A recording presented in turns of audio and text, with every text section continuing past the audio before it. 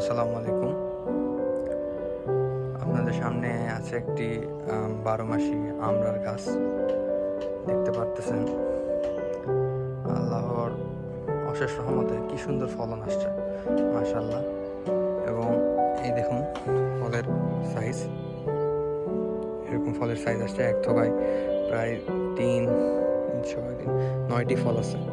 এই যে থোকায় এটাতেও প্রায় 9টি ফল আছে। সবগুলোতে মোটামুটি 8 থেকে 9টি করে ফল রয়েছে। খুব ভালো ফলন, মাশাআল্লাহ। ছাদ বাগানের জন্য খুবই উপযোগী একটি জাত, আমড়ার জাত। খুব ভালো ফলন দিয়েছে এবং কন্টিনিউয়াসলি ফলন দিয়ে যাচ্ছে। এই দেখুন একটি গাছে সম্পূর্ণ ম্যাচিউর ফ্রুটস আছে। এর পাশাপাশি আপনি যদি দেখতে পারেন এটা সম্পূর্ণ ম্যাচিউর হয়েছে, খাওয়া যাবে এখন। এর পাশাপাশি আপনি দেখতে পারবেন যে এই পাশে কিছু মাঝারি সাইজের ফ্রুটস আছে, ওই পাশে আছে, আবার এখানে আছে ওই সামান্য একটু বড়। এই থোপা, ওই পাশে ওই থোপা, এগুলো হচ্ছে পুরোপুরি ম্যাচিউর হয়ে গেছে।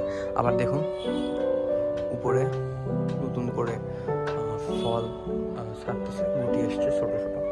মোটামুটি ফলন এরকম আসতেই থাকে। আবার ওর থেকে একটু সামান্য বড় এগুলো আবার ওই পাশে বের হচ্ছে। এরকম সারা বছর ফল দিয়ে যাচ্ছে, মাশাআল্লাহ। যত্ন তেমন করতে হয় না। হাফ ড্রামে লাগানো আছে, যদি ভালো করে লক্ষ্য করেন হাফ ড্রামে দেওয়া আছে। খুব ভালো ফলন দিচ্ছে। লাগানোর 2 থেকে 3 মাস পর থেকেই আলহামদুলিল্লাহ ফলন দেওয়া শুরু করছে। শুধু জৈব সারের উপর নির্ভর করে গাছটি লাগানো, তবে কিছু রাসায়নিক সার মাঝে মাঝে প্রয়োগ করা হয়। ডিএপি, ইউরিয়া, পটাশিয়ামের ঘাটতি পূরণ করার জন্য। এই দেখুন মাটিতে রস আছে, ভালো প্রচুর পরিমাণে রস আছে। এর পাশাপাশি এখানে কিছু নারকলের ছোবলা যাকে বলে, অনেকে কোকো চিপস ইউজ করে, ওই রকম কাজে দেওয়ার জন্য এগুলো ইউজ করতেছি, যেন হচ্ছে যথেষ্ট পরিমাণ রস থাকে মাটিতে। প্রচুর পরিমাণ যেহেতু ফল দেয়, সেই জন্য এরকম নারকলের ছোবলা ইউজ করলে সচরাচর দেখা যায় যে রসটা শুকিয়ে যায় না, ফল পড়ে যায় না। এরকম ছোবলা ইউজ করতে পারেন। এবং এর ফলন দেখুন, কোনো প্রকার যত্ন ছাড়াই, তেমন কোনো যত্ন করতে হয় না। আলহামদুলিল্লাহ অনেক ফলন দিয়েছে।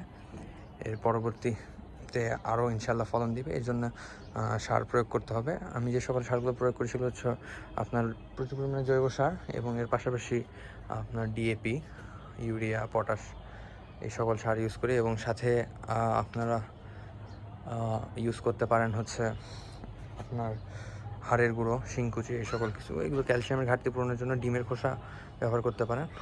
হোম ওয়েস্টের থেকে ব্যবহার করা সকল কিছু খুব কাজে দেয়। কিচেন যেগুলো ওয়েস্ট থাকে সেগুলো থেকে। দেখুন ফলন একবার দেখুন। এপাশে কিছু পাতা মারা যাচ্ছে, স্প্রে করতে হবে। কিছু পোকা ধরেছিল, কীটনাশক স্প্রে করা হয়েছে। তারপরে এই হচ্ছে আপডেট গাছের। আলহামদুলিল্লাহ খুব ভালো ফলন দিয়েছে এবং দিয়ে যাচ্ছে কন্টিনিউয়াসলি। ধন্যবাদ।